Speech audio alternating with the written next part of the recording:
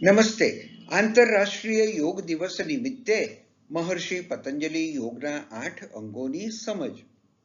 યોગના 8 અંગો છે: યમ, નિયમ, આસન, પ્રાણાયામ, પ્રત્યાહાર, ધારણા, ધ્યાન અને સમાધિ. યમ. યમ શબ્દ સંયમ શબ્દ પરથી આવ્યો છે. યમના 5 અંગો છે: અહિંસા, સત્ય, અસ્તેય, બ્રહ્મચર્ય અને અપરિગ્રહ. અહિંસા, મન, વચન અને કર્મથી કોઈને નુકસાન ન કરવું. સત્ય, મન, વચન અને કર્મથી સત્યનું પાલન કરવું. અસ્તેય, બીજાની સંપત્તિ પર અનુચિત અધિકાર ન કરવો. બ્રહ્મચર્ય, ઇન્દ્રિયો પર સંયમ રાખવો. અપરિગ્રહ, ઉપભોગની વસ્તુઓનો સંગ્રહ ન કરવો. નિયમ. નિયમના પણ 5 પ્રકાર છે: શૌચ, સંતોષ, તપસ, સ્વાધ્યાય અને ઈશ્વર પ્રણિધાન. શૌચ, શરીર અને મનને સ્વચ્છ રાખવું. સંતોષ, જે છે તે પૂરતું છે એમ સ્વીકારવું. તપ, મન સ્થિર રાખી નિત્ય સાધનારત રહેવું. સ્વાધ્યાય, આત્મા પરમાત્માને સમજવા માટે અભ્યાસ કરવો. ઈશ્વર પ્રણિધાન, ભગવાન પ્રતિ સમર્પણ. આસન. યોગનો આ પ્રકાર વર્તમાન સમયમાં સૌથી વધુ પ્રખ્યાત છે.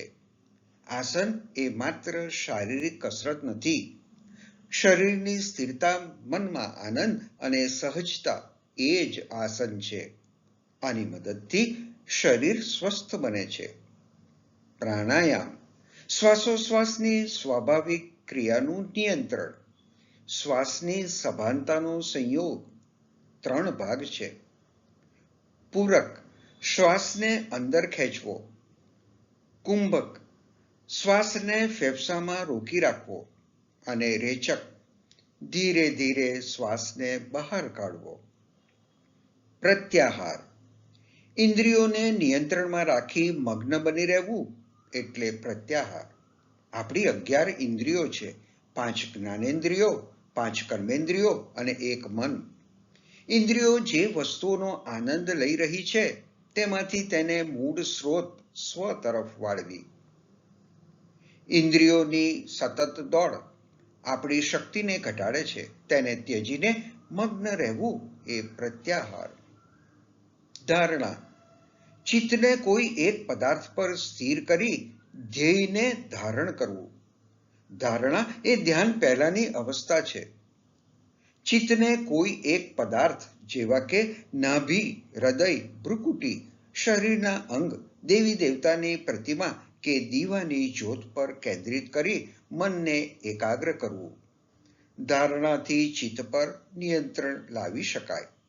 ધારણાથી ધ્યાન કરવાની શક્તિ વધે છે. ધ્યાન, જ્યારે ધારણા ટકી રહે છે ત્યારે ધ્યાન થાય છે. ધ્યાન એટલે ચિત્તને સ્થિર કરીને લાંબો સમય ટકાવી રાખવું. ધ્યાન ધરી ન શકાય, લાગી જાય છે.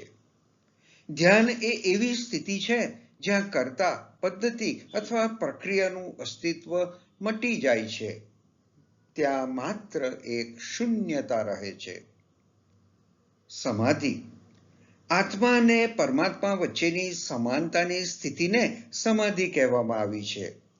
જ્યારે યોગી તેના વાસ્તવિક સ્વરૂપ સત ચિત આનંદમાં ડૂબી જાય છે ત્યારે સાધકની તે સ્થિતિને સમાધિ કહેવામાં આવે છે. સમાધિ એ સંપૂર્ણ યોગિક અવસ્થાનું સ્વરૂપ છે. ધન્યવાદ.